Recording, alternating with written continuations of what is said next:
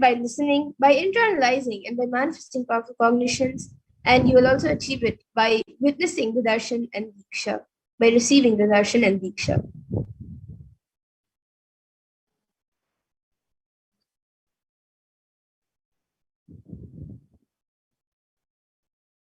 So now let's see what is the Bhava Samadhi Darshan.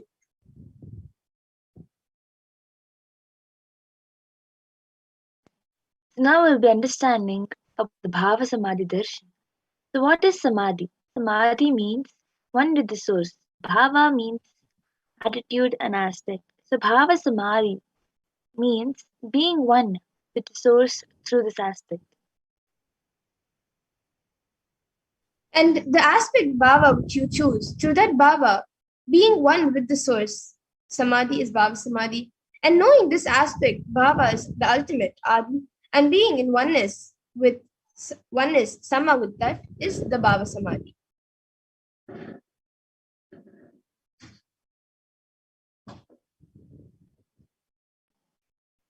So the divine cosmic being manifests from Kailasa, the enlightened time-space zone, through deities and incarnations. Divine cosmic beings manifest through Archavatara deities in temples and through Bhava Samadhi Darshan, the Nijavataras, the incarnation. And the Bhava Samadhi awakens your Kundalini Shakti, which is the latent potential energy in all human beings.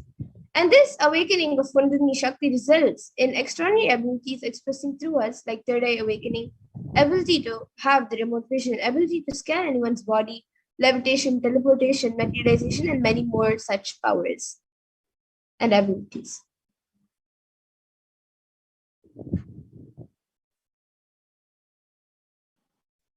So this influx of superconscious energy visibly slows down the aging processes and improves immunity to diseases.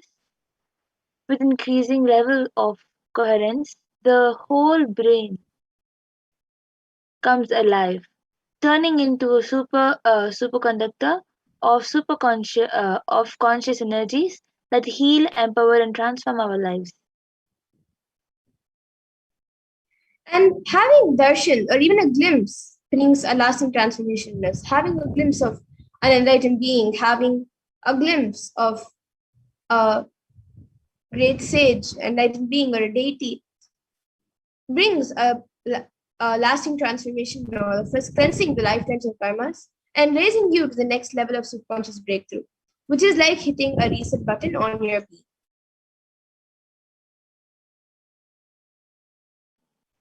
So during the Bhava Samadhi Darshan, our neurons mirror that of the avatars. The mirror neurons activate and process all the absorbed moments of information of the avatar just by seeing. That is, our entire body silently and without movement recreates what is happening distance far away, experiencing the superconscious energy radiated by the avatar. So now,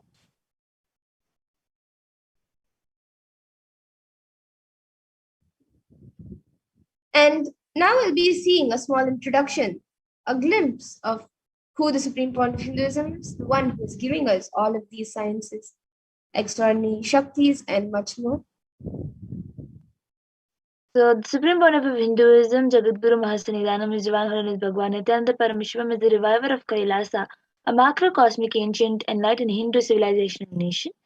The supreme point of Hinduism is the 1000th incarnation of Paramashiva as per the Hinduism, recognized by his predecessors who are enlightened masters. Supreme Pontiff of Hinduism has made the science of power manifestation, yoga, and temple-based universities a lifestyle for humanity.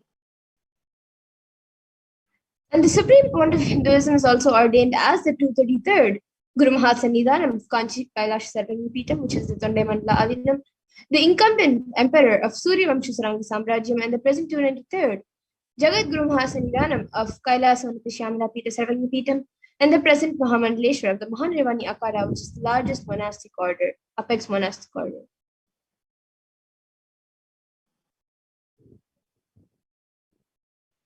The Supreme Pontiff of Hinduism is the 1000th Acharya Mahamandaleshwar of the Attal Akhada and is the present 23rd Guru Mahasannidhanam of Dharma Mukti Swarga Paramadinam, and is elected as the Supreme Pontiff of Hinduism by a congregation of over 1,000 Hindu leaders. And the Supreme Pontiff of Hinduism is also revered as a teacher of Hinduism, most prolific, most viewed, read, and watched. Books and 10,000 articles in three different languages, which are English, Tamil, and Sanskrit. And these are translated into 50 languages with over 1,000 articles. And these copies of books and articles, over 20 million copies of books and articles, have been sold, read, and downloaded. And he has given over 10,000 hours of discourses for humanity, and he has enriched over 1 billion plus lives digitally, and is respected as a commentator of all sacred scriptures such as Upanishads, Bhagavad Gita, Shiva Sutras, Brahma Sutras, Yoga Sutras, Ashtavakra Gitas, Jain Sutras, and many more.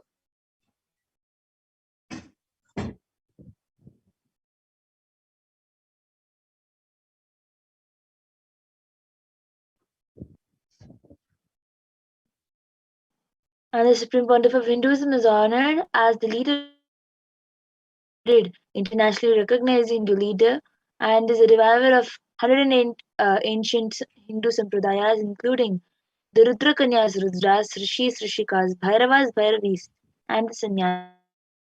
Establisher of the largest Hindu university, Kailasas Nithyananda Hindu University in the world, with satellite campuses in 150 countries, and is establisher of 1,000 plus Kailasas, the enlightenment ecosystem, and is founder and reviver of over 100 Sarvagyapitas, and is the collector of the largest Hindu library with over 1 million books, 1 million palm leaves, scriptures, and 20 million digital books.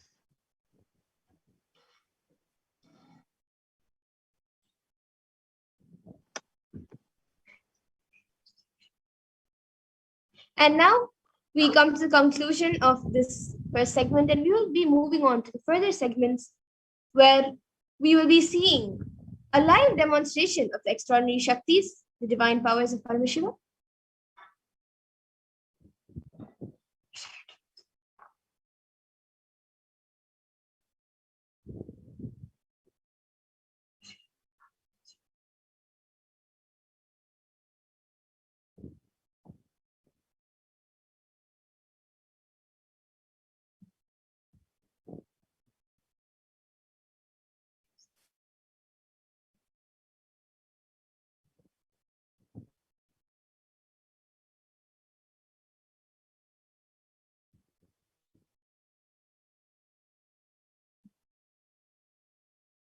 So now, till now, we all got to know who is the Supreme Pontiff of Hinduism, what is the Bhava Samadhi Darshan, and what exactly we are going to be experiencing in this program and learning in this program.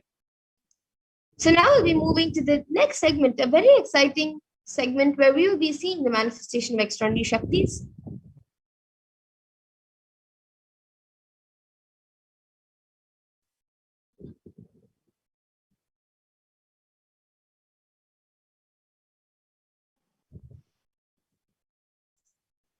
So the Balasans.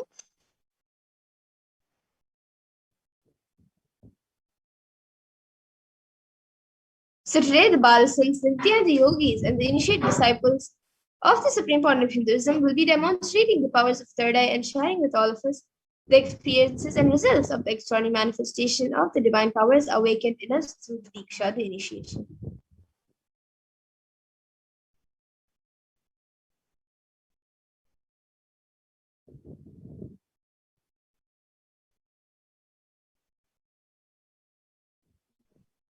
In today's Bhava Samadhi Darshan, all of us will be receiving the initiation into third eye awakening and various other powers with the blessing and grace of the Supreme Pontiff of Hinduism. We will be manifesting the power of third eye, where we'll be able to see, where we'll be seeing with eyes blindfolded. Processing center located between the brows, which upon initiation one can effortlessly express powers and see through the third eye just as you would with the normal two eyes.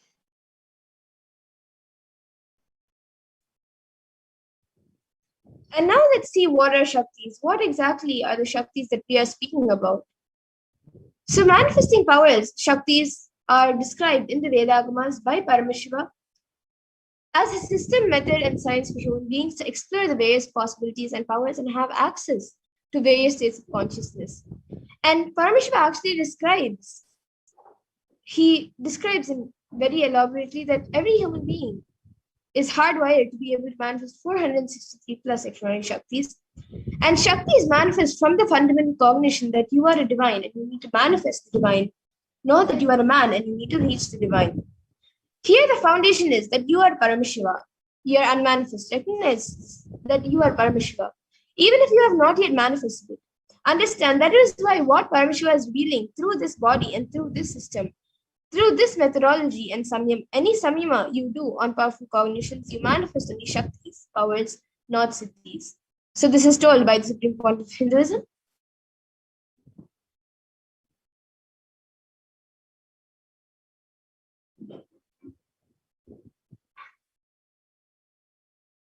So now we'll be understanding a few differences between the Shaktis and Siddhis. So we will see the differences between both of these terms. The Shaktis expressed from the space of enlightenment as a side effect of feeling connection with the divine and high integrity with the Guru, and enlightenment, whereas the Siddhis are on the path of enlightenment and may, and the Siddhis are the powers that manifest from the tapas and penance for the sake of enlightenment. And a few more differences between Shaktis and Siddhis are that Shaktis of Paramashiva manifest through ordinary human beings in an extraordinary way after the initiation from the avatar and are permanent, whereas Siddhis are not permanent and may divert you from enlightenment.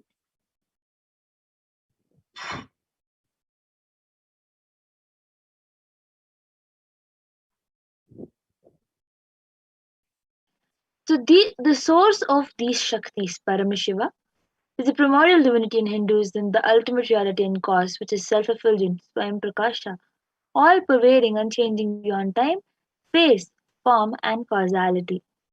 Thus, the fundamental base of Avyakta, the unmanifest, and Vyakta, the manifest existence, Paramashiva performs the Panchakritya, or the five cosmic acts, which is Shrishti, creation, Sthiti, sovereign rulership and maintenance, Samhara, which is rejuvenation, Prabhava, which is pulling out of delusion, and Anugraha, which is liberating grace for all living entities. And now the avatar of Paramashiva, the supreme pontiff of Hinduism, Jagat Guru Mahasanidanam, His Divine Holiness Bhagavan Nithyananda Paramashivam, as the thousand-eighth living incarnation and representative of Paramashiva and the reviver of Kailasa, the ancient enlightened Hindu civilization and nation, and the great cosmic vortex in the nation. Ever since the beginning of the civilization, the Sanatana Hindu Dharma has been the cradle of enlightened beings and highly advanced science. It was where the science of enlightenment and powers was lived and taught as a lifestyle. And for the first time in the modern day, the Supreme Point of Hinduism is reviving these yogic sciences and transmitting it to the world at a record breaking pace which is never accomplished before.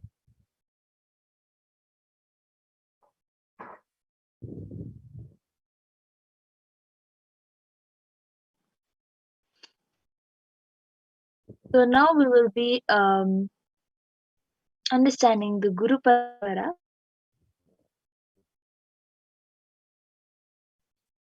The knowledge and science of manifesting these Shaktis are passed down from one generation to the next through initiation, Diksha, by the enlightened masters, the Gurus. So the supreme pontiff of Hinduism, being recognized as an incarnation at a very young age, was trained and taught these sciences to revive the initiation and knowledge repositories for billions to manifest science of power manifestation from disciplines of Vedanta, Tantra, Srividya, Yoga, Yogic powers, Mantra Shastra, Siddha Vidya, science of Aushadha, Advaita, Bhakti Yoga, Paramashiva Jnana and Paramashiva Vijnana. The great rishis, munis, the siddhas, the superconscious mutants who know the Hinduism have predicted and recognized the supreme pontiff of Hinduism as an avatar incarnation of Paramashiva and Parashakti. So this knowledge, the power manifestation, has been passed through various gurus. As you can see, the power manifestation has passed down from all these, and this is termed as Guru Parampara in Sanskrit. And all these munis and rishis and gurus have recognized the Supreme Pontiff of Hinduism as an incarnation.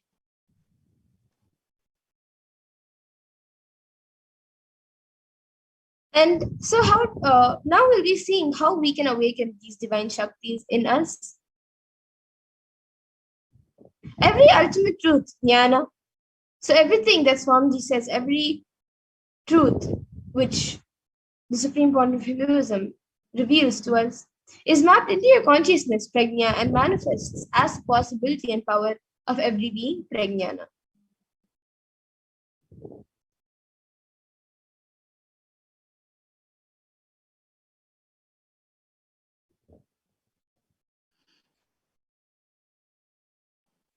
Now, these powers, these powers are scientifically authenticated through four aspects of evidences or the pramanas. In Sanskrit, the evidences are called the pramanas. So first is the Shastra Pramana, which means the eternal unchangeable truths revealed in the source scriptures. The Apta Pramana, which means experiences and results of Aptas, which is the authorities of Hinduism, the Vedic rishis, and the scientists who have time tested and verified these sciences. And the next is the Atma Pramana, which is an account of the Supreme Point of Hinduism, this millennium's avatars, personal experience of the power manifestation. And the next is the Pratyaksha Pramana, which is an empirical evidence from observation and scientific experimentation.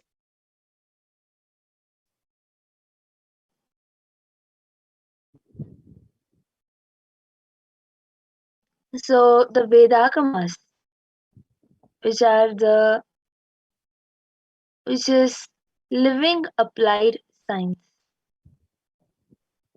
Vedas are the ultimate superior authority for Hindus, and the Vedas are pure science where the ultimate truths are explained. Whereas the Agamas are the scriptures where the applied technology, the applied science is expanded. The Vedas and Agamas, which is put together called the Vedagamas, are given the status of Shruti because they are directly revealed by Paramashiva. They are the ultimate, eternal, unchangeable truths. A reference cited from these Vedagamas are called the Shastra Pramana.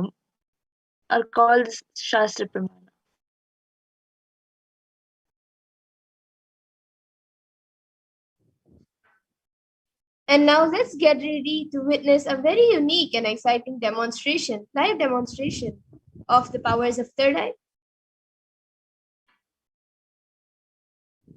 So we first enter power of third eye, which is seeing with eyes blindfolded.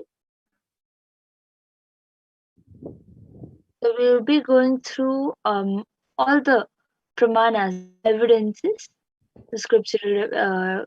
The first is the scriptural reference, the Shastra Pramana, for the power of third eye.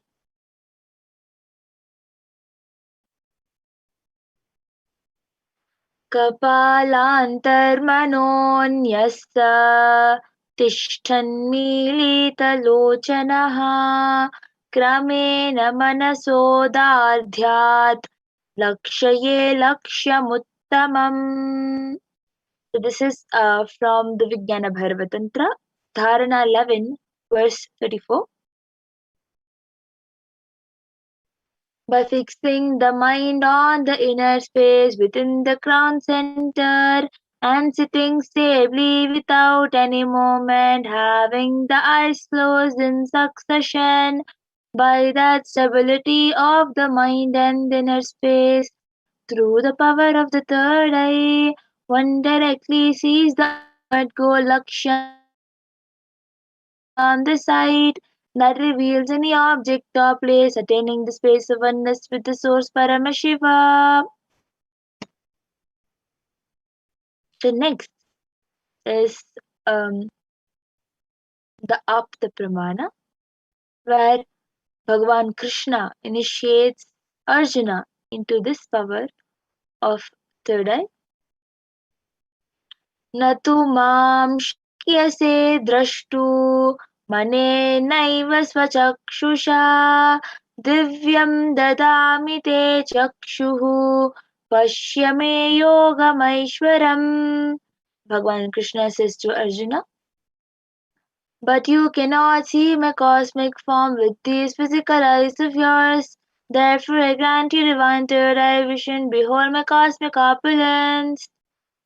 In the Hindu Purana Bhagavad Gita, Bhagavan Krishna initiates Arjuna into the power of third eye to behold Krishna's Vishwarupa Darshan, the vision of his cosmic form. Bhagavad Gita, which contains the description of Bhagavan Krishna's cosmic form, is completely narrated by Arjuna as he sees Bhagavan Krishna through it.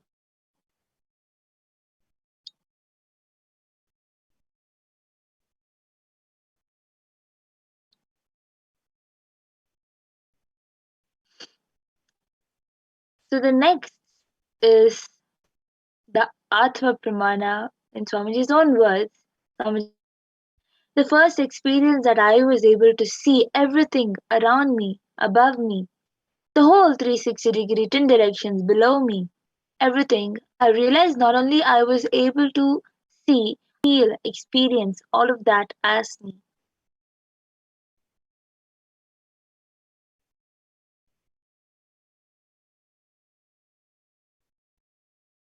So the next is the Pratyaksha Pramana, the empirical evidence from observations and scientific experimentations.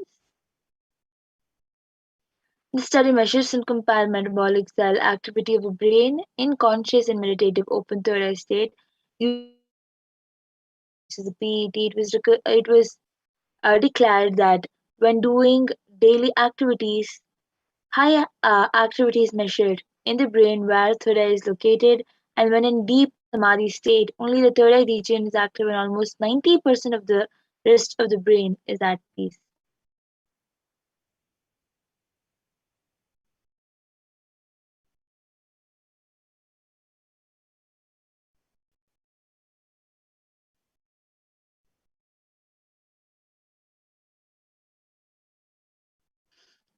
So the next is the Sakshi Pramana, the which is the experiences and results of the extraordinary manifestation happening through the initiation of the supreme point of Hinduism.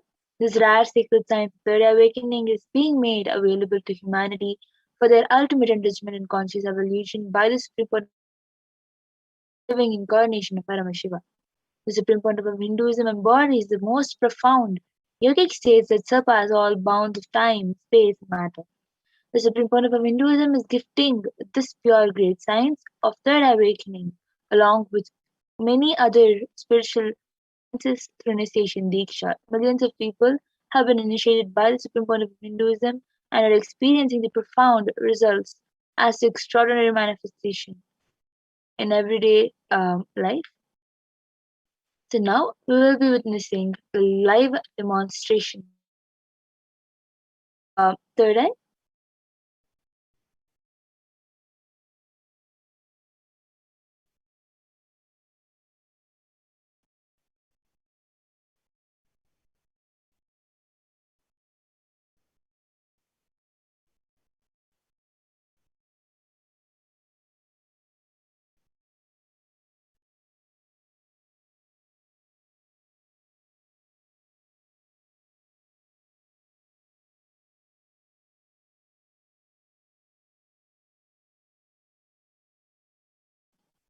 We'll be witnessing the live Sakshi Pramana, the live demonstration of Sakshi Pramana by the initiated disciples of the supreme point of Hinduism, the Balis.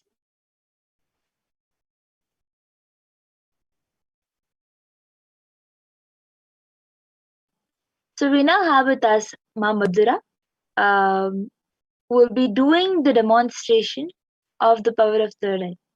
Yes. So Ma Madhura, you can show the eye band. Yes. as you all can see, this is the using for manifesting and demonstrating this power of third eye.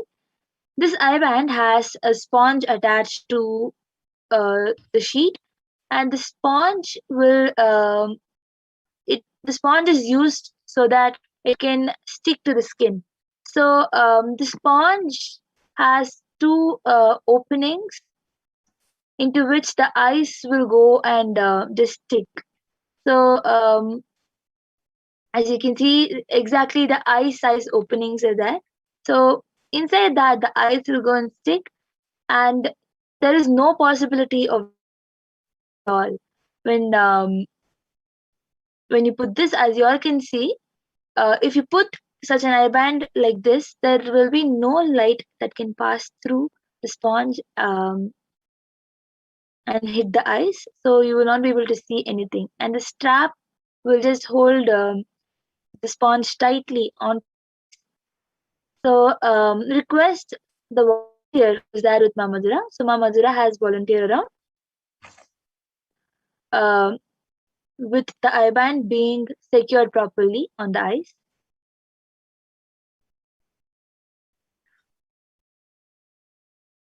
So as you all can see in front of you, the eye band is being put.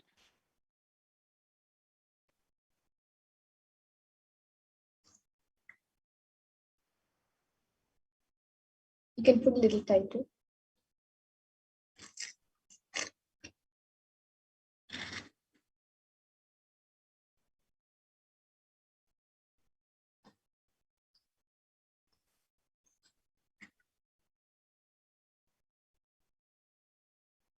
So everyone can get ready with whatever you want to type.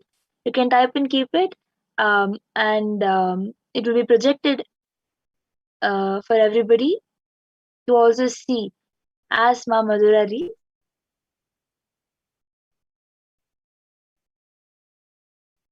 Yes, so now anyone watching us on the Kailasa's HDH Nithyananda YouTube channel, you can put any comments you would like me to read over there, and I will Yes, be reading it. So yes. So the last comment we Actually, have. before the reading, I would like you to show in the camera left, right, up, and down. My right, left, up, and down.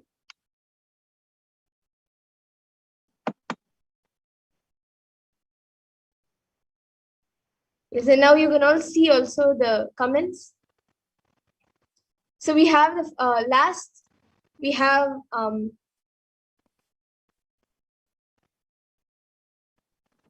Prabjot Gill, who has paid $1.8, I think, yeah, dollars.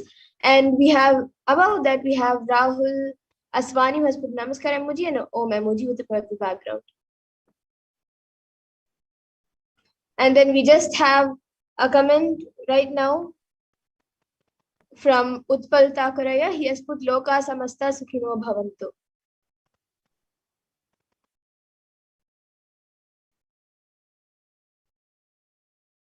Yes, and anyone else who would like to put anything, you can put a sequence of emojis, numbers,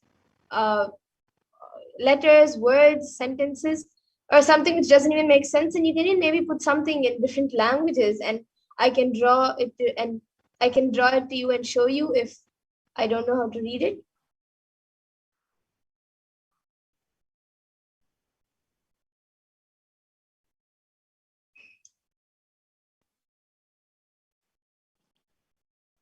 Anything, any random numbers together, scientific terms that you think Madhura will not know. You can put anything that you want in the comment section, and it will be revealed.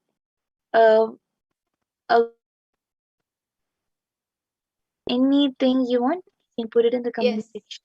We have another comment from Rhinosin Edmond. He has put a moon emoji and a Trishul emoji and a sun emoji. And the moon and the sun has eyes and nose and a mouth. And the moon is just a crescent moon. It's not a full moon. and there's only one eye shown, and then the nose and the mouth. The sun, both the eyes and the nose and the mouth is shown. And the sun has 1, 2, 3, 4, 5, 6, 7, 8, 9, 10, 11, 11 or 12. I guess I got confused. 11 or 12 rays.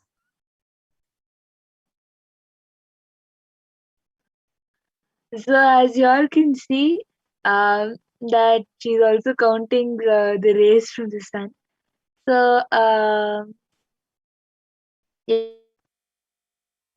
Yes, it has 11 rays.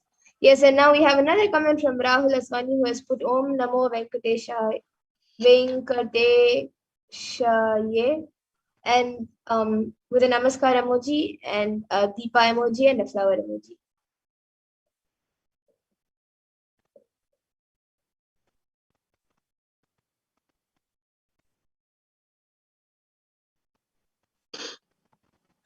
if anybody else wants, you can comment anything that you want.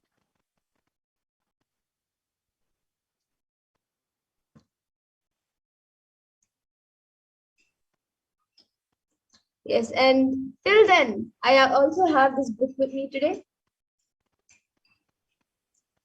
You It can is see there's a book from Swamiji that Uncommon Mama Zara Answers to Common Questions. yes. So the uncommon answers to common questions. Yes, and I'll be opening a random page in front of all of you and reading the page. So I'm opening a random page. So this doesn't have a page number. I guess it's the first page. So it says, the question is, it just says Q and a dot. But the question on this page is, what are the benefits of meditation in today's society? Then after that, the answer given by Swamiji, it says, in any time and age, what are the things that every human being needs in life? Strength and well-being of the body and mind and the mind and the spirit. The strength of the body, sharir bhal, sharir bal, keeps us free of physical diseases and helps the body maintain itself in such a way that we can carry on our day-to-day activities without any problems. So that is the first para, the question in the first para on this page. You all can see it is meditation and Sharir Bal. The beautiful meditation. Yes, benefits of meditation. So as you all can see, it is exactly whatever she has read. You can also Yes. it's a free book available in internet. So if you want, you also can page if you want to confirm.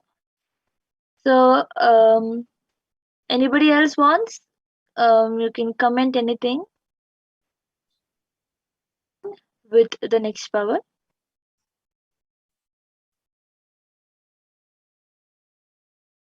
Anyone viewing us right now on the YouTube channel, you can put your comments. And even if you're watching somewhere else, you can put your comments on the YouTube channel, and then and I will be reading it.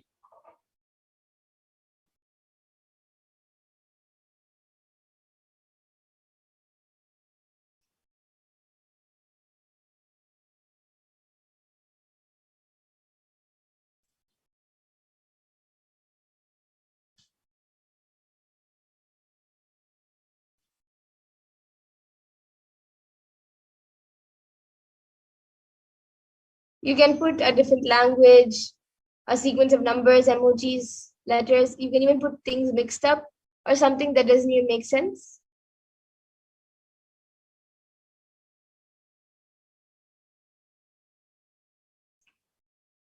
Okay, now I have the Kailasha's SPH Nithyananda YouTube channel being projected in front of me with some videos. It says Nithyananda Satsang, constantly delete the past, constantly upgrade yourself. on the 29th July 2021. And then we have live Nithyananda Satsang at 7:30 a.m. IST, which was streamed 1 day ago. And that is 8 hours, 57 minutes, and 56 seconds. And the previous video, which is being projected, is 1 hour, 33 minutes.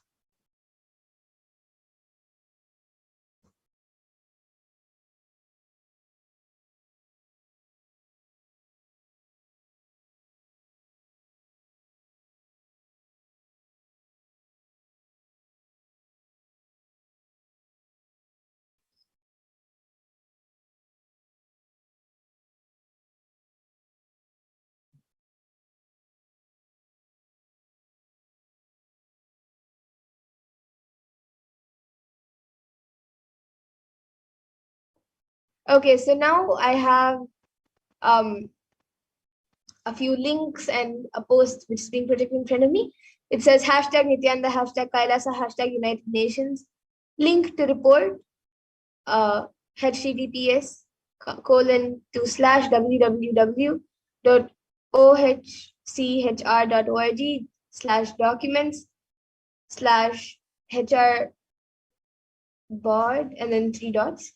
And then watch, share, and like our videos. Subscribe to our channel to be notified of the next upload.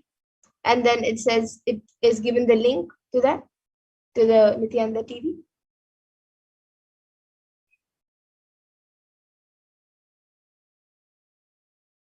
Okay, so now with this, we'll be getting into the next power of body scanning.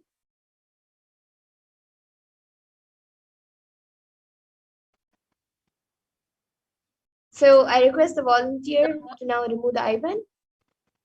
Yes, so as you all can see, the I-band is being removed right in front of your eyes.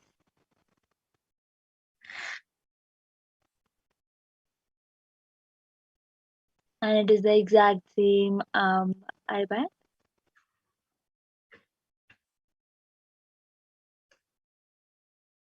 Yes, and now we'll be moving to the next power of body scanning. And anyone who would like a body scanning, you can start putting your comments in the YouTube comment section, and we will be giving you a body scanning. And yes, now I see Ma Durga Devi has posted a few emojis, and Utpal Takaraya has put something. He has put, can you read Nithyanandam? And he has put Nithyanandam. Yes, so Ma Durga Devi has asked for body scanning. Yes, Ma, we will be first going through the pramanas for the power of body scanning, and then be getting into the power of body scanning.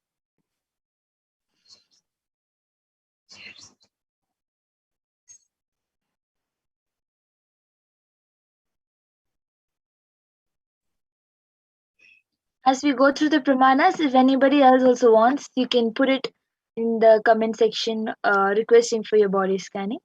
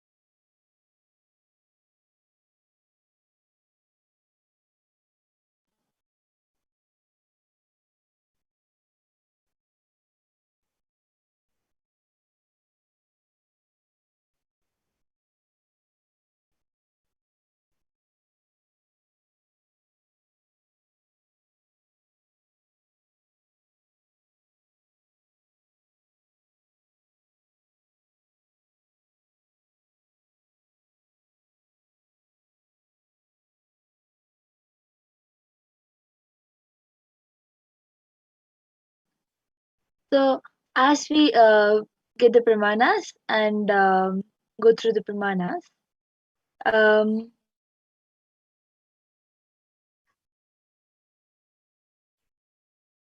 Ma Madhura, I think you can share of manifesting the power of body scanning. Yes. And actually, we can get into the pramanas. And as we do the body scanning, we can share our experience also. So the Shastra Pramana for this power of body scanning comes from the Vijnana Bhairava Tantra. Swadehe jagato vapi sukshma sukshmatarani cha tattvani yani nilayam dhyatvante vyajyate para. So this comes from the Vijnana Bhairava Tantra. And the next, the Apta Pramana for this power is from the life of a Siddha whose name is Teraya. And he was one of the prominent disciples of Agatya. And one day a man suffering from a severe headache comes to Agatya and asks for healing. So then Agatya, using the power of body scanning, reveals that there is a small tere, a type of frog, sitting in the person's brain. And he tells his disciple Teraya to perform an open head surgery and remove the frog. And once the surgery is completed, the person is healed and cured of the headache, and thus Teraya gains his name, which is Teraya. And the Atma Pramana for this power of body scanning, Swamiji, it comes from the experience of the Supreme Point of Hinduism himself, when he had gotten the multiple compound hand fracture. It was revealed in the hospital, when he had gone to the hospital, it was revealed that he had been poisoned without his knowledge. And so using the power of body scanning, he scanned the imbalances which had happened in his body, and he used allopathy as a second opinion to verify his findings. And then as a Sakshi Pramana, we have many people, many disciples who have been initiated into this power, who have shared their experience of this power manifestation on social media and with their friends and family. And now we will actually be witnessing the live demonstration of the power manifestation. So anyone who would like a body scan can put your comments in the YouTube comment section. We already have a few comments from Ma Durga Devi. So Pragnana, you can start a scan for Ma Durga Devi's daughter, Subiksha Shri.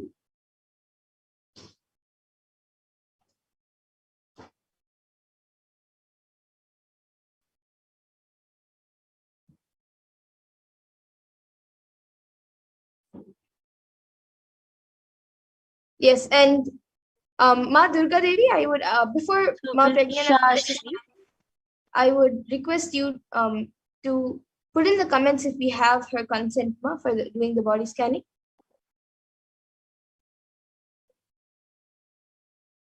Ma Durga Devi, you can put it in the comment section if we have your daughter Subiksha Shri's consent for the body scan.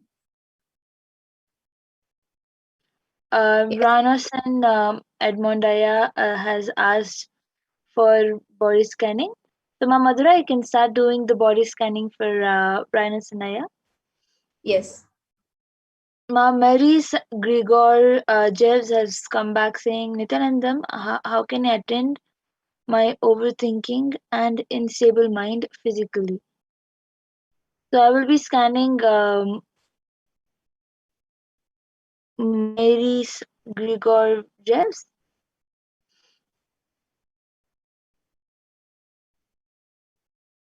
Om Nithyananda Paramashivoham. Om Nithyananda.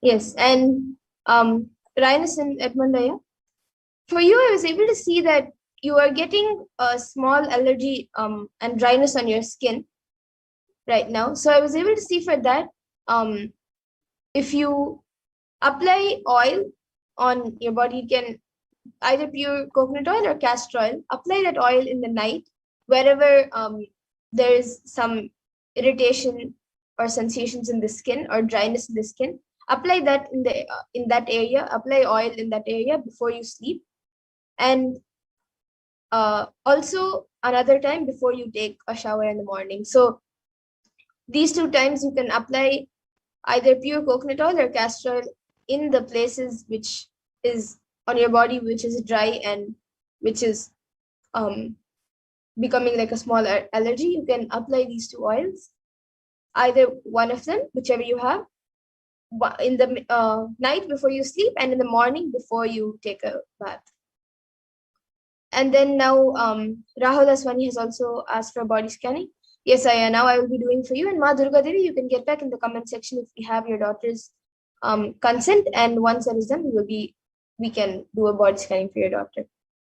And Rahul Aswani, now I will be scanning for you. And Ma Nitya Mahadata Chaitra, once Ma Pragnana has done scanning for Ma marriages, she will be scanning for you, Ma.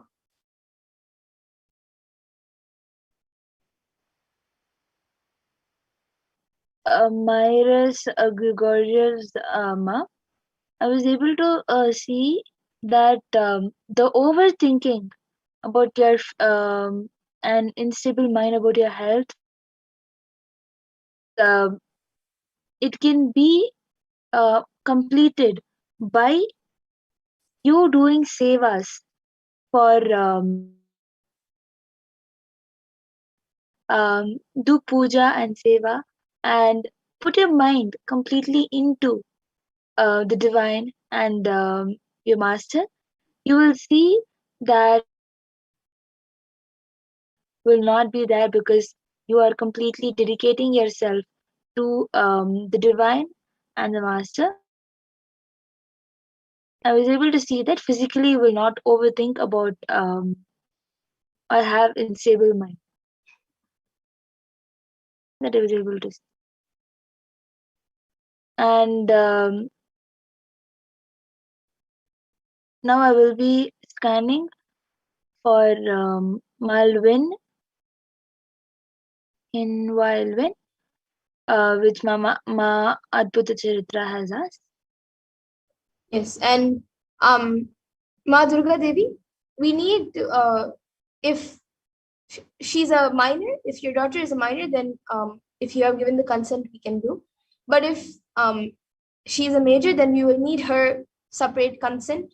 So if you can confirm in the comment section if we have her consent to do the body scanning for her.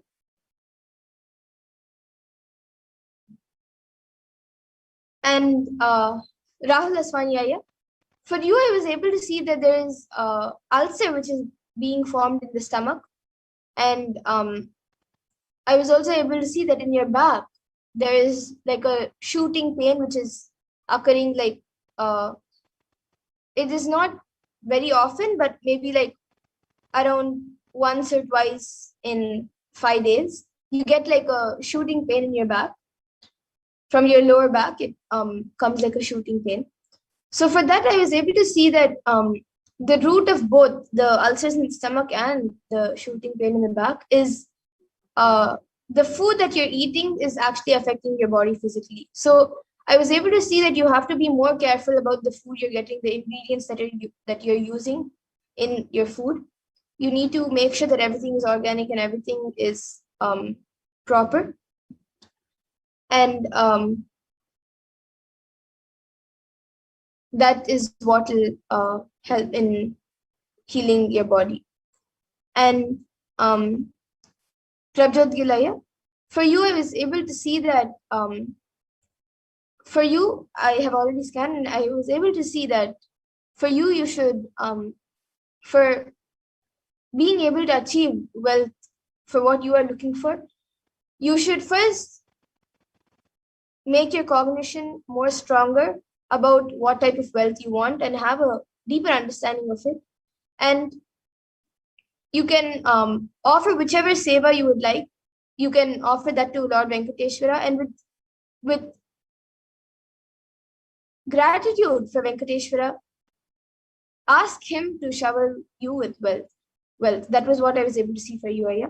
And yes, Ma Durga Devi, now I will be scanning your daughter.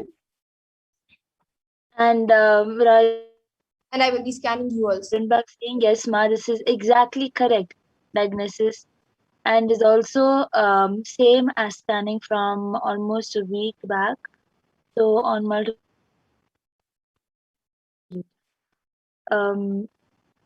thank you for getting back, Aya. So ma in a while when I was for her, I was able to see that um, it says oil produced on the face. I was able to see that her face becomes a lot oily, and sometimes she gets rashes on the face because of the oil. And I was able to see that she has dry throat. Outside it is oily, but for her. So I was able to see that she should not use any dry products on her body. Just because her skin is oily, she should not use dry products that will make her skin completely dry. For her face, she should not use soap. She should use haritaki to wash her face. I was able to, Paramashiva revealed that she should not use any dry products and just because of the oiliness. And I was able to see that the consumption of water needs to increase, and the cleanliness of the food needs to also increase. She needs to have a cleaner diet, and that will improve with the dryness inside. It is it is not only the throat which is dry.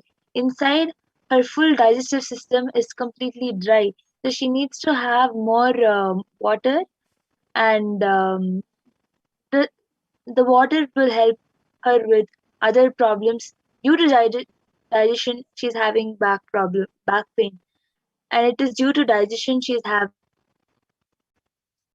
Just having water is the solution I was able to see. Having consuming more of liquid um, in through either juice or um, or as water, that will help her with improving her digestive system and the dryness which is being caused inside the body. And she should not use dry products like soap or face wash on her face, and she should not use any oily products like oil or the creams on her face. She should just use turmeric, haritaki, and um, basma on her face to wash her face. This is what Paramashiva has.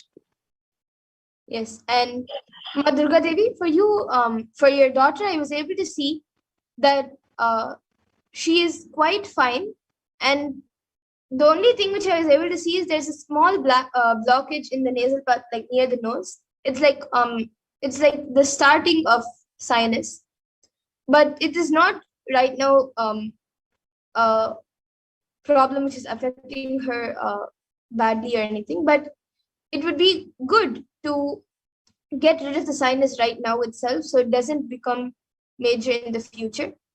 So the solution I was able to see for that is, at least for the next 1 week, if she can do steam inhalation using turmeric in the hot water, you can add turmeric and she can do the steaming. That will help her get rid of the sinus now itself. And you have also asked if scanning for you affects in any way. No, ma. If for each person the scanning happens differently, and any solution given, even if the problem is same for both people, the solution may be different for various people. So the scanning is on that independent person. So the scanning for her, the solution for her will not affect you in any way, and the scanning for you will not affect her in any way. And we also have Yes. Sam So, Kishore Vedapati, who has asked, can you please tell me what I should do to pay off my debts and manifest prosperity? Yes, you can ask this in the Venkateshwara readings or in the Kalbhairava Akashic readings, which um, the Venkateshwara readings will be happening today. You can Yes. register for that and get your question answered. Yes. Also, Utpal Takaraya has asked, how are you able to scan Ma? Can we also do it? Yes, Aya, you can manifest after Devi Parashakti Akashic records. You will be able to manifest these powers. So you yourself can manifest these powers. And Rahul Ashwani Aya has gotten back saying, thanks, Ma, but I don't have any shooting pain in my back and I don't have ulcer in my stomach, Ma, too. I have improved my health. I will start taking the 3 herbs. Yes, and Rahul Aswanyaya, yes, you can start taking the 3 herbs also. And as you have asked after that for how to get rid of the fear, I just now scanned and I was able to see that if you do a deep root pattern completion, you can search it on YouTube, or you can even attend the Paramashivoham program where they take you through the completion process. You can do the root pattern completion, the reliving and relieving completion process. That will help you to get rid of this fear majorly and completely. And Prabjot Gilaya is asking where to go for the to go to offerings for Sri Venkateshwara.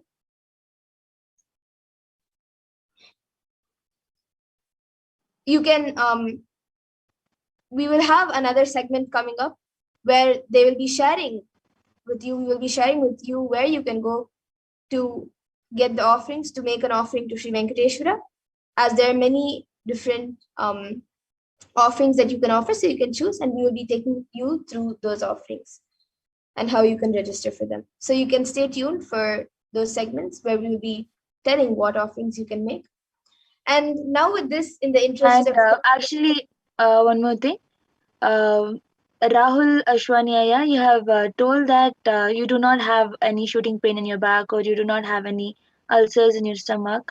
But I would recommend you to please be aware because it is possible that in the future you might have both of these problems coming. So please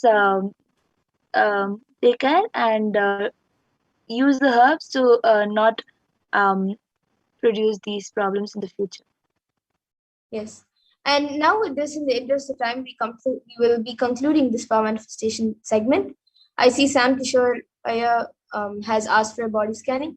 Yes, every day 2 a.m. and 4 p.m. IST, we will be having these segments again, where we get ready for the Parashakti Akashic news, and on Saturdays and Sunday for the Venkateshwara Bhava Samadhi Akashic Venkateshwara Bhava Samadhi Darshans. So you can again come and join us and request for the body scanning, and we'll be more than happy to do one for you. But now, in the interest of time, we'll be moving on to the further segments. I thank all of you for joining us today for this Power Manifestation segment, and please stay tuned for the further segments where we will be learning about who is Bhagavan Venkateshwara.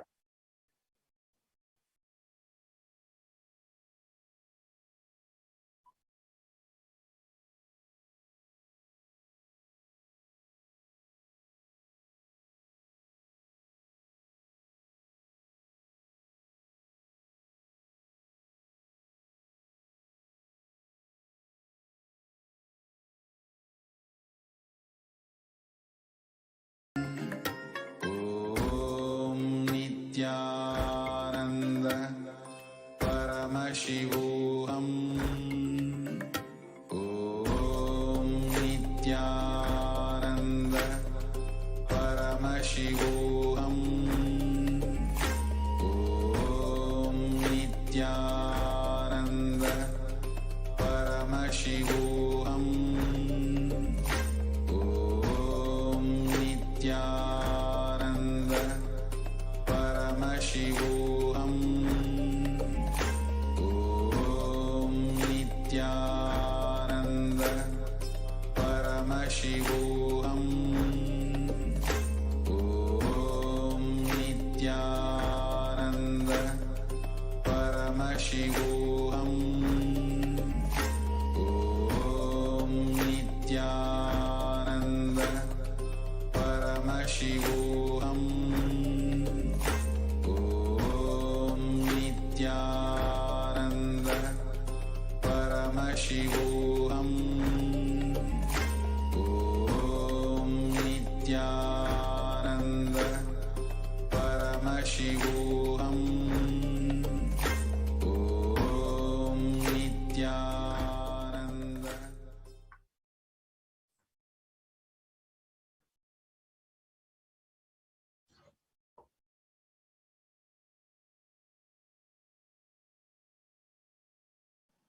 So now we will be today versus Kailasa today.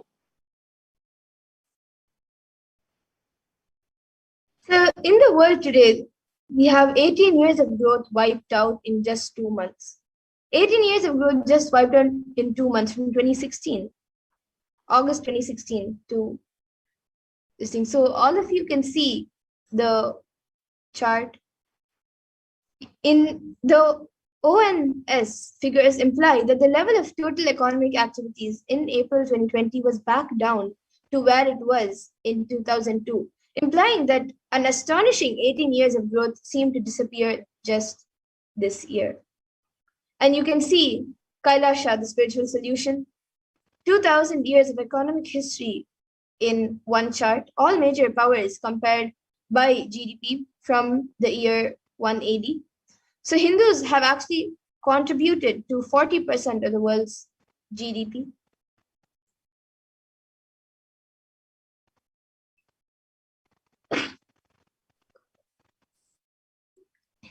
So who is Bhagavan Venkateshwara? Venkateshwara is one of the most powerful modern day incarnations who happened in the Kali Yuga. Mahavishnu came down as Sheshadri and Bhudevi took birth as Padmavati and they got married and stayed in the planet Earth with the body at least for 200 years and created a beautiful kingdom, blessing the devotees with wealth, health, and all auspicious things.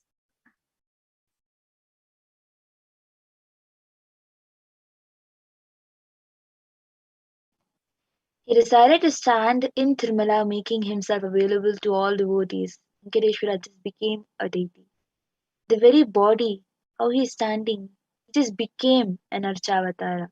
Our Archavatara means incarnation in the form of the deity to receive all the worship and devotion of the devotees. So Srinivasa became Archavatara, standing in Tirumala and gracing the whole world, the whole universe, showering wealth, health, and all the spiritual benefits. Venkateshwara has the Shri, which is Devi Mahalakshmi, the goddess of wealth and prosperity, within his chest.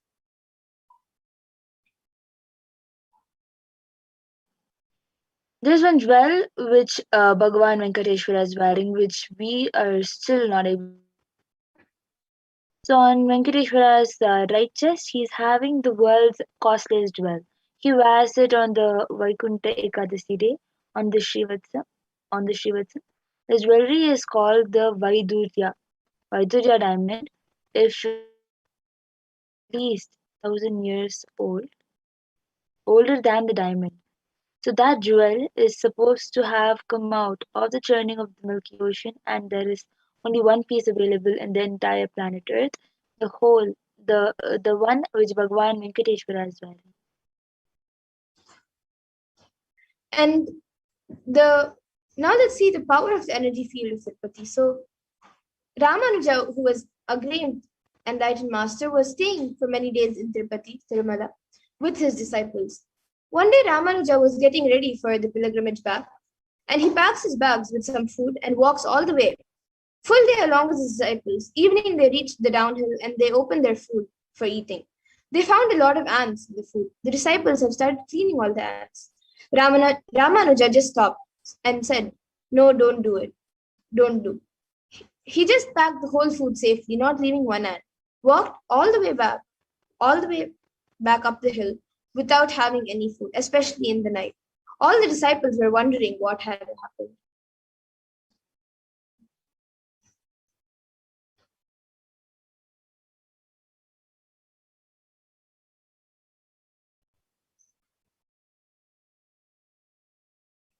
And after going to the top of the hill again, Ramanuja opened the food and because we don't know how many janmas or lifetimes they meditated and did punya to take birth in the presence of Tirumala, the energy field of Venkateshwara. We have no right to take them out of this energy field and lead them somewhere else. Even when masters become deities, siddhas comes to live around in their presence. So when deity becomes masters, naturally all the siddhas, all the higher level beings come to live around them. And the Shastra Pramana for this comes from the Narayana Sutram, verse 1. Sahasrashirsham Devam Vishwakam Vishwashambhuvam Vishwam Narayanam Devam Aksharam Paramam Padam.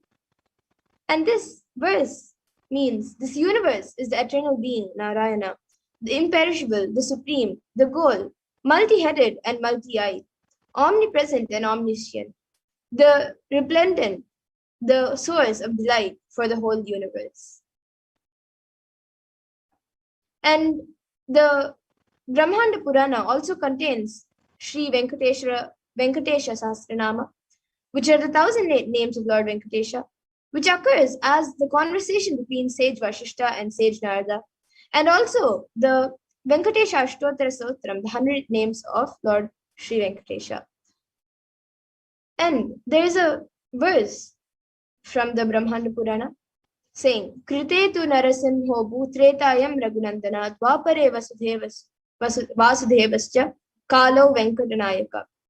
The translation of this verse says, in the Krita Yuga, Lord Narasimha, in Treta Yuga, Lord Sri Rama, in Dwapara Yuga, Lord Sri Krishna, and in Kali Yuga, Lord Sri Venkateshwara are called as the Pratyaksha Daivams, the living deities. And Swamiji shares the Atma Pramana for Lord Venkateshwara. Swamiji shares, Venkateshwara is his muscle memory. So he shares, I have a very strong connection with Venkateshwara. My mother came to know that she was carrying me when she was on a pilgrimage to Venkateshwara temple in Tirupati. She did the Anga Pradakshina, the circumambulating the temple by rolling on the floor around it. And after that, she vomited. Usually people vomit after the Anga Pradakshina. Then they gave her the prasada, the consecrated food of laddu, the fried Indian sweet. And after that also, she started vomiting. Then the elders saw the pulse and confirmed that she was carrying. The first sweet I got is from Venkateshwara. I have a strong connection with Venkateshwara. So this is shared by the Supreme Point of Hinduism himself.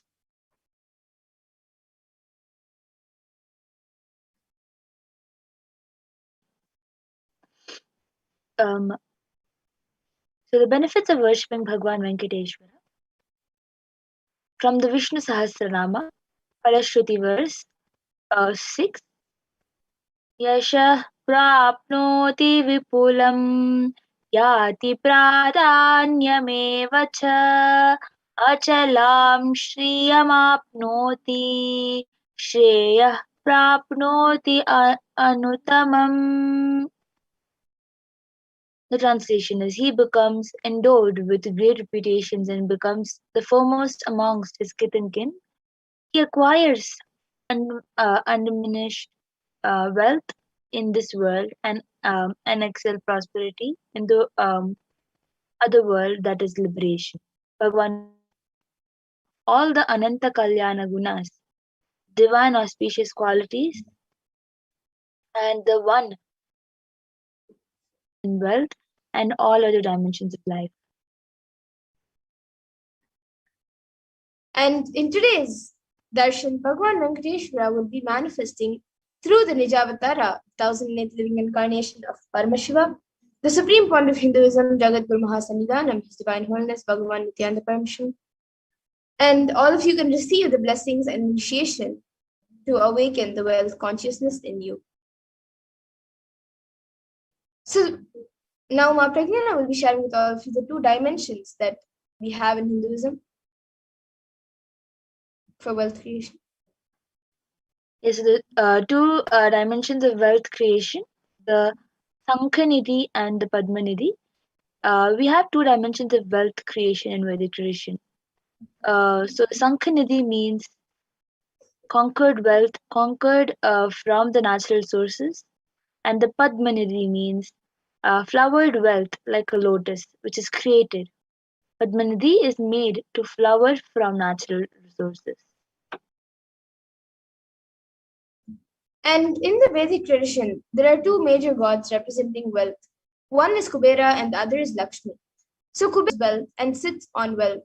Example, treasury, stock market, and other things similar. Kubera enjoys the subtle power that holding wealth can bring.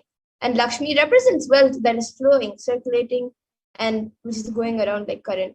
Lakshmi uses wealth to enrich herself and the world. Lakshmi creates wealth effortlessly, uses it freely, and distributes it unconditionally. So now let's see wealth creation in the Hindu way.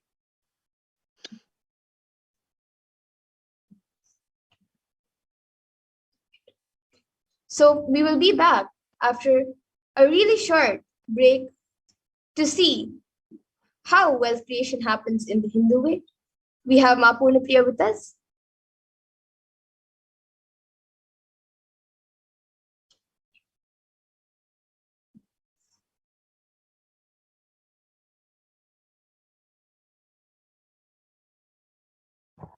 Sorry, muted. So yes, let us enter into this next segment where we will learn about wealth creation and the Hindu way of creating wealth. We can look at the next slide.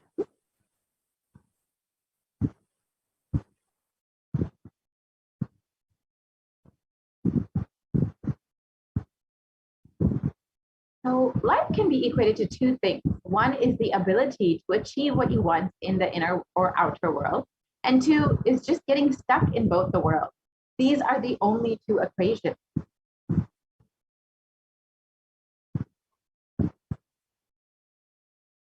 And first, we need to have the right diagnosis. Everybody wants wealth, but they do not increase the life in the level that they want. Wealth can be equated to the life energy you express. It is a straight equation because as of now, a normal man has wealth as the first priority in the life. So if you do not have wealth, don't blame anybody. You are not expressing life in you. Life energy is not happening in you.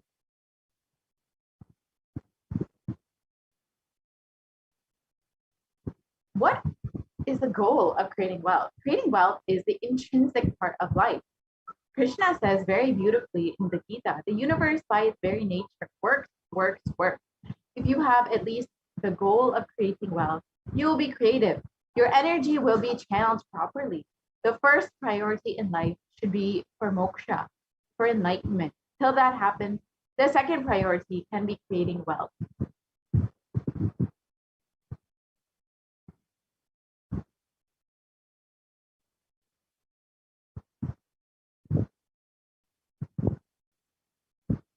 So why should we create wealth?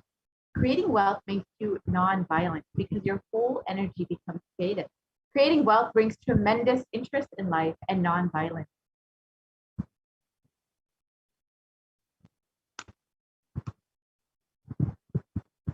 What is wealth? Wealth is not just an object or a thing to be achieved. Wealth is an extension of you.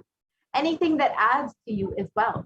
The quality of health you enjoy, the state of your relationship, the fulfillment you experience in your career, your mental state, your sense of inner fulfillment. All these are measures of wealth, of success with which you have created wealth in your life.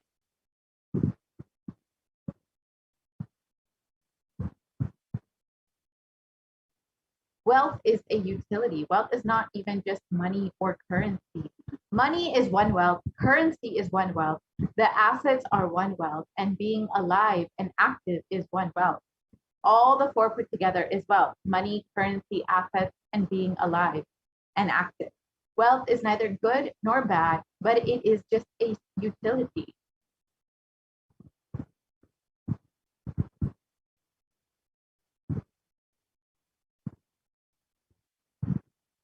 What is wealth consciousness? Wealth consciousness means making a clear decision to break out of the myths and mental patterns that impoverish us and to draw us again and again into the poverty cycle.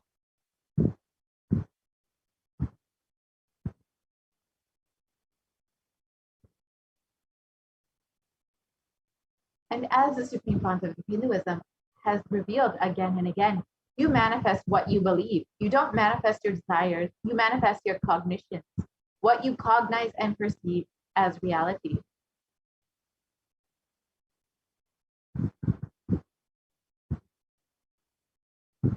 So let's understand the gap between our beliefs and our desires. Many of us say, I really desire wealth, but deep down you believe wealthy people are arrogant people, bad people. They do a lot of wrong things. If you believe wealthy people are arrogant, bad, wrong, They do many wrong things. They exploit others. If you have that belief, how are you going to manifest wealth in your life?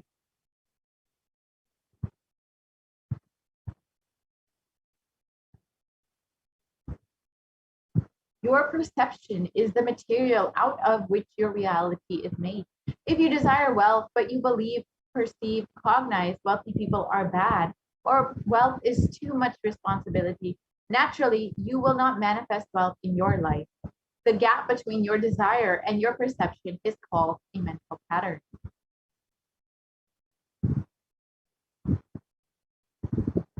So let us now look at all the beliefs you carry about wealth.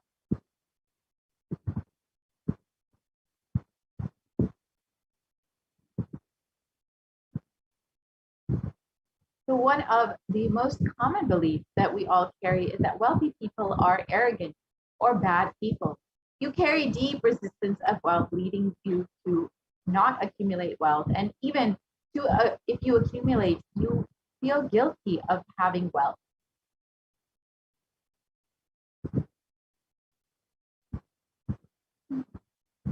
However, the truth is arrogance does not come by wealth. Arrogant people will be arrogant whether they have wealth or not. Arrogant means behaving as if you are more important than or no more than other people. But we wrongly associate wealth to arrogance, create a pattern, and start hating wealth as well, the same way that we hate arrogance.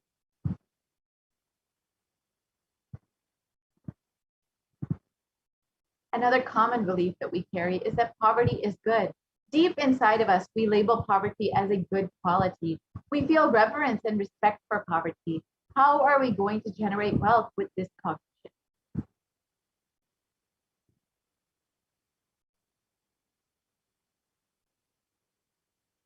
And another common belief is that handling wealth is more responsibility. We may feel uncomfortable. Whatever I want, I will not get it. Maybe you came to this conclusion by looking at some wealthy people who did not have any time for themselves.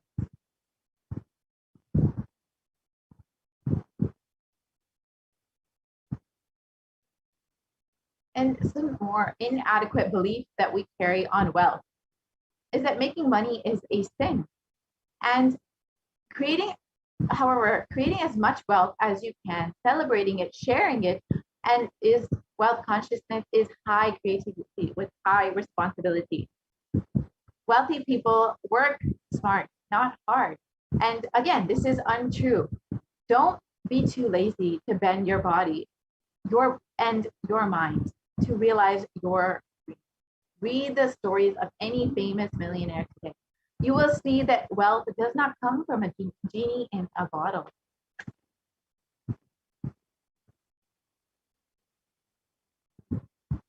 And another common belief that we all carry is that you have to be worthy of wealth. However, wealth serves those who are wealthy in their very consciousness. You don't have to be worthy in any way.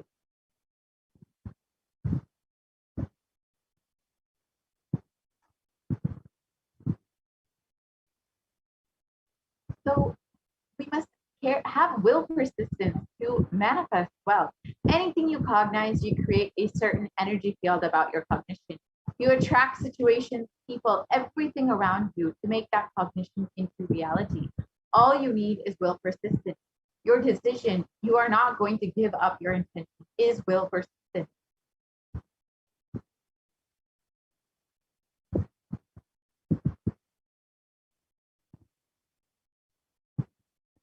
So now let us work on repairing our mental patterns. Your mental patterns go on affecting you, but you always tell, I'm too busy to repair myself. It is like sitting in a broken car and going to be rotating the handle or pushing and pulling the gears and doing whatever you want. You are not going to move 1 inch. And if somebody says to you, why don't you repair your broken car? You are not moving. No, you tell, no. I'm too busy to repair. I can't get down now and repair because I'm hurriedly going to some place. It is utter stupidity.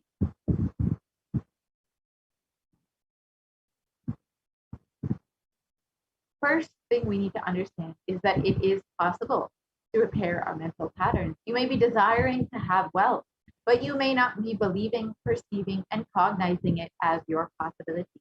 The first and foremost important step we need to do is create an energy field of attracting wealth.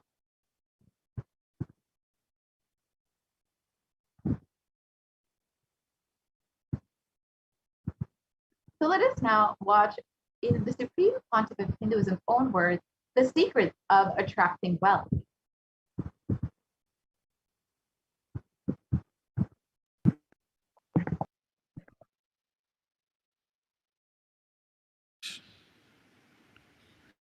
The first step we need to do, the first step we need to do, looking back, the gap between your desire and your cognitions, how you started perceiving wealth, money,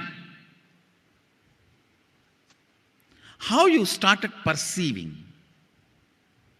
I can tell you a small story. First time, how I was introduced to money and started interacting with money. I still remember my 3rd birthday.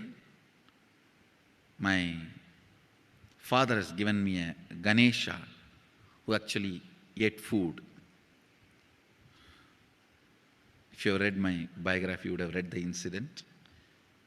If you are interested, you can go to YouTube where I have narrated the whole story.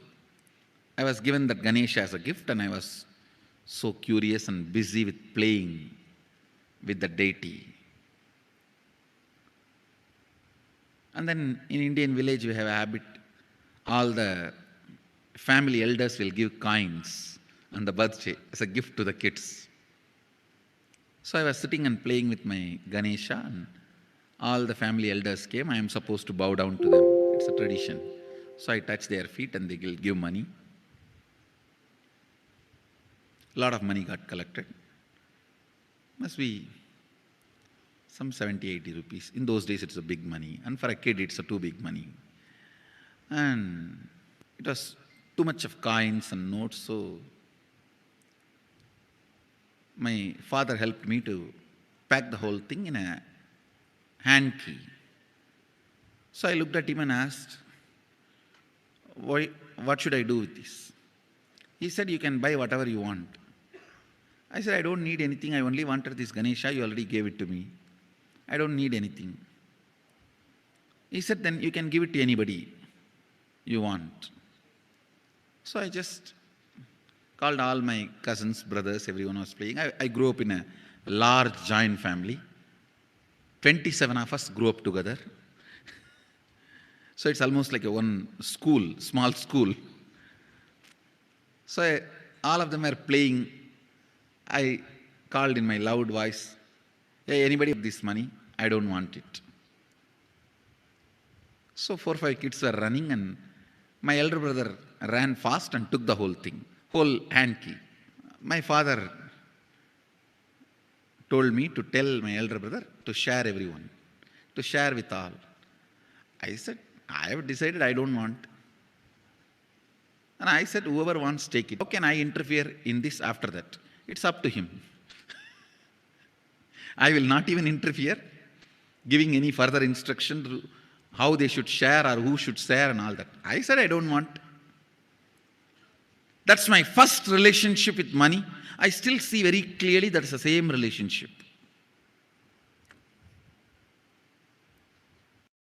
Still, I don't touch money. I don't handle. Never felt the need. Anyhow, I am not saying this should be your pattern or this should be your... I am just giving you an example of how I started relating with. So now dig out how you started relating with money. That was actually my completion with money. I touched first time money only to give dana. Still I am doing the same thing. Still I touch money only to give dana. How you cognized money wealth, what all your perceptions and beliefs and cognitions about money, let's dig out. Let's get them out first. The moment you remember money, does it bring tremendous pain, suffering, impossibility, all that in you? What is the emotion or energy it invokes in you?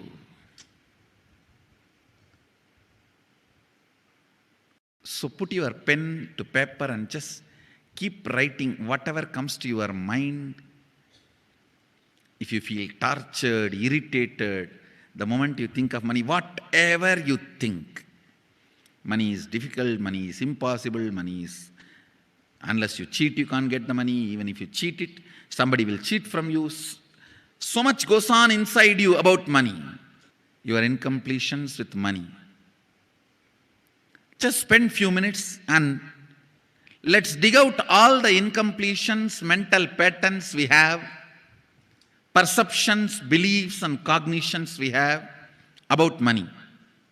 Listen, the first step we need to do now, cleaning up, completing these mental thought patterns, the incompletion patterns related to wealth, and stopping them from recurring. Please understand. Biggest problem is when you do not recognize something as a pattern, it continues to exist in you and recur. Please understand.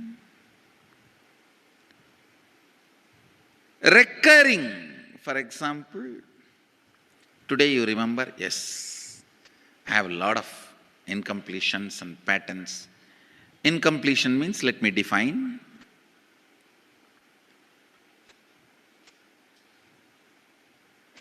Your past sitting in your present, not letting you live your future is incompletion.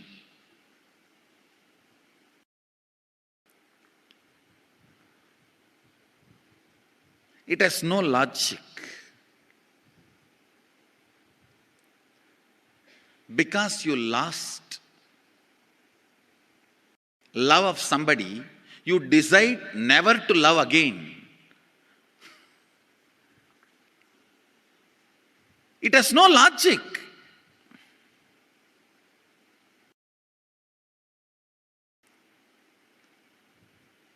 Tons of negative decisions, cognitions you make about life is incompletion. I'll give you one small example. 8-year-old kid is in the classroom. Teacher asks, who is the first Prime Minister of India? The kid jumps on the bench and shouts, Mahatma Gandhi. Naturally, the whole class laughs. Because Mahatma Gandhi is not, neither is Mahatma nor is first Prime Minister. Okay, let's leave it. When the whole class laughs, she decides never to come in the front, jump up and be active. Even after 50 years, if she becomes a CEO of a company, in the team meeting, she will be telling her ideas to somebody else and somebody else will be presenting. Even if she is the head of the meeting, she will continue to suffer the decision she made at the age of 8. How many of you see this is happening even in your life in some form? That is what I call incompletion.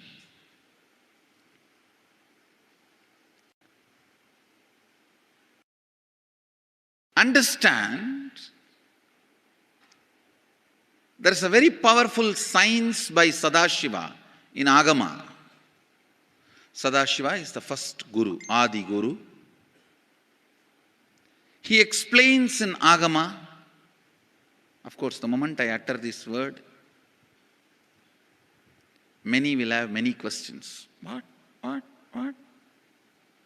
Sadashiva? He was supposed to be God. Was he Guru? He was supposed to be energy. Was he teaching? Let me be very clear. He is the pure consciousness beyond time and space, but he also assumed form within the time and space. The formless came in form many times and taught the great spiritual truths to the world. We should not even use the word was. Is the right word.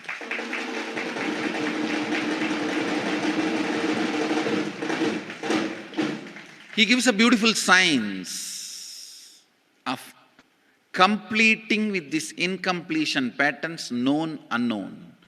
Understand, if you know the reason for certain pattern, it is called known pattern. If you don't know, it is unknown pattern. Sometimes you will have a heaviness, suffocation, but you don't even know why. That is unknown pattern. Sometimes you know why you are going through what you are going through. That is known pattern. Known or unknown, you can complete. You can be out of it. It is possible. It is possible. I'll explain this science of completion. Understand, this one technique can help you whether you want to get rid of your headache or your whole ignorance and get into enlightenment. Whether you want as simple as healing your headache or as complicated as enlightenment.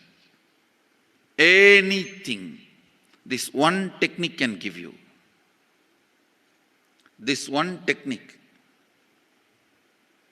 it is a complete end-to-end, alpha to omega.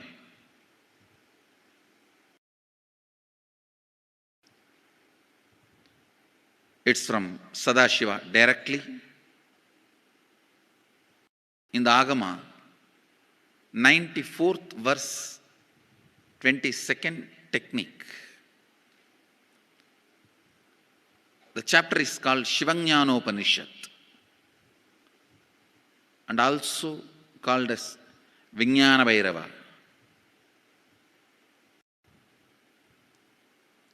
Chittat yanta kritir nasti mamantar bhavayet iti vigalpanam abhavena vigalpair uchito bhavet.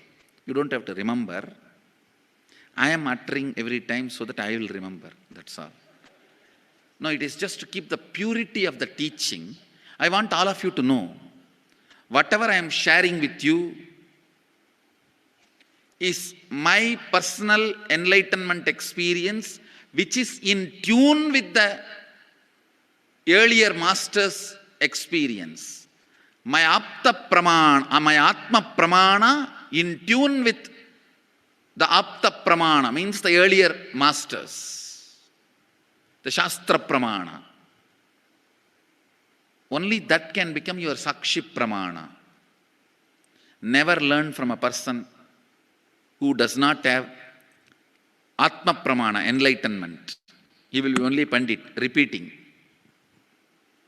Same way, never learn from a person who claims, yes, enlightenment, but does not keep his experience in tune with the Shastra Pramana and shares with you. It's always dangerous.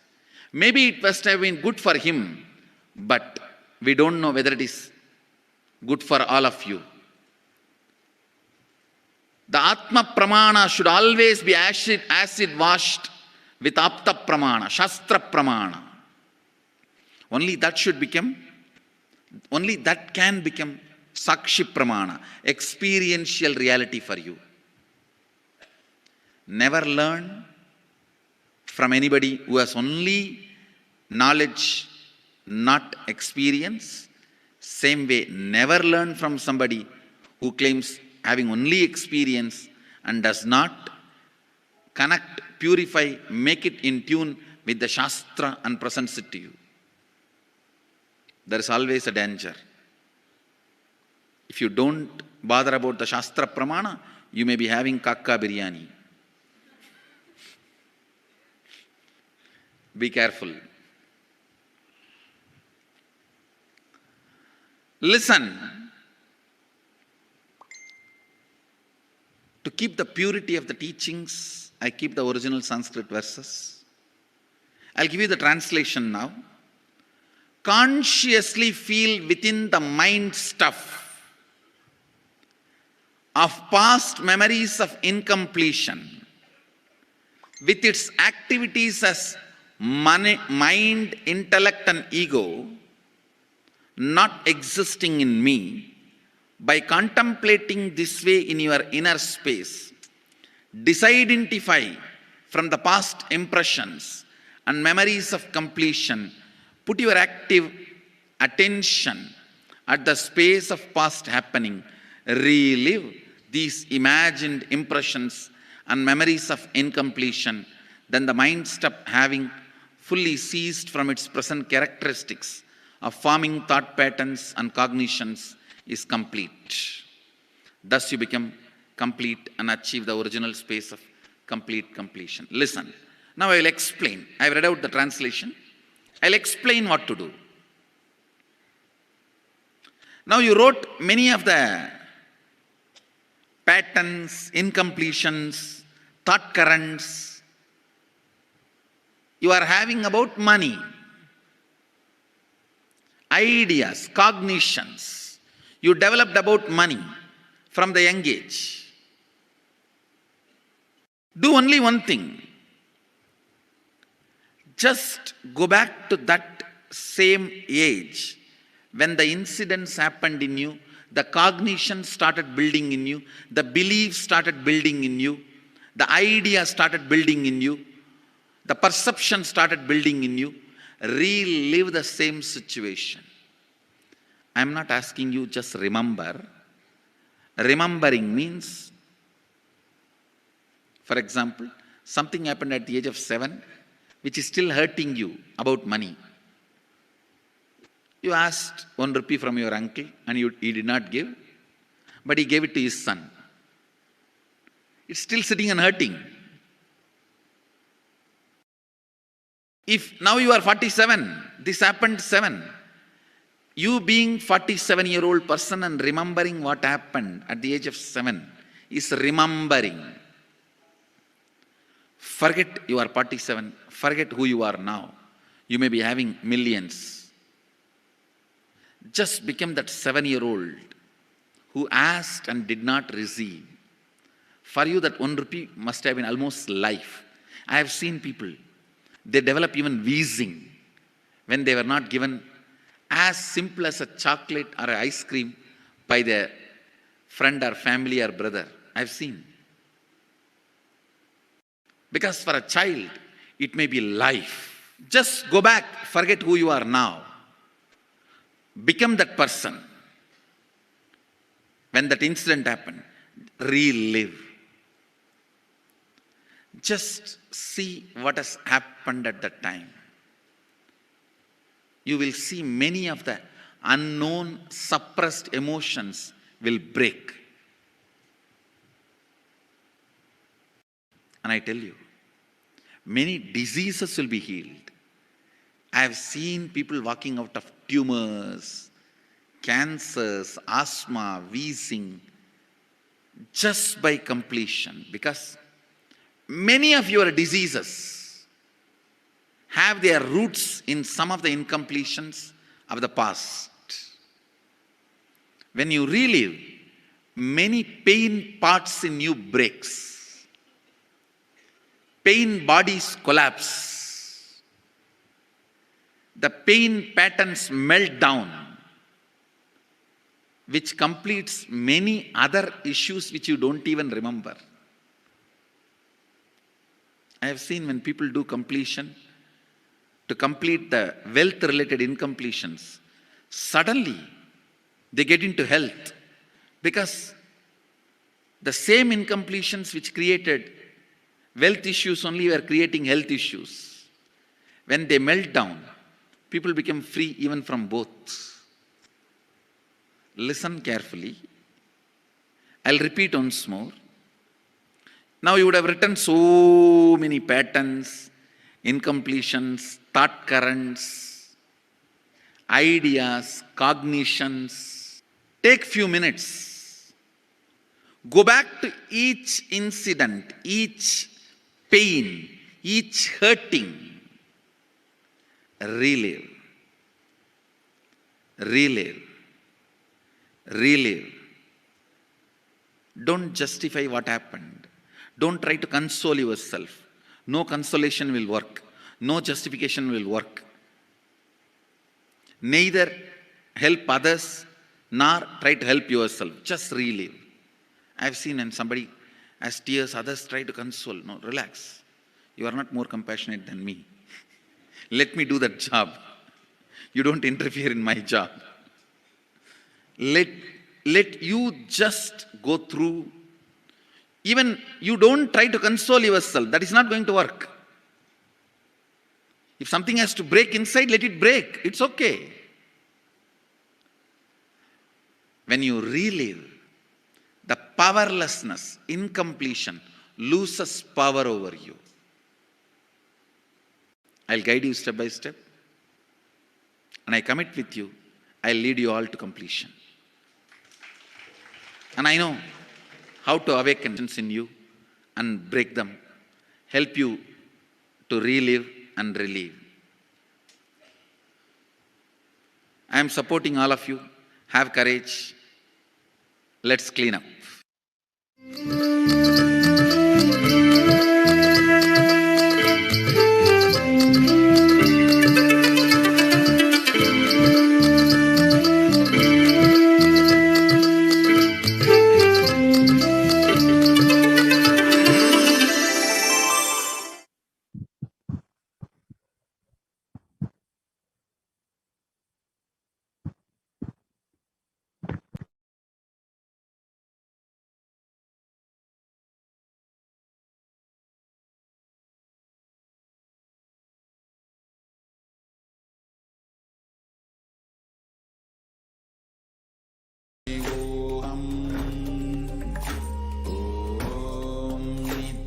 Nithyananda Paramashivoham.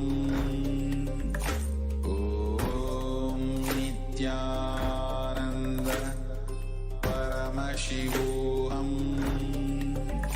Om Nithyananda Paramashivoham.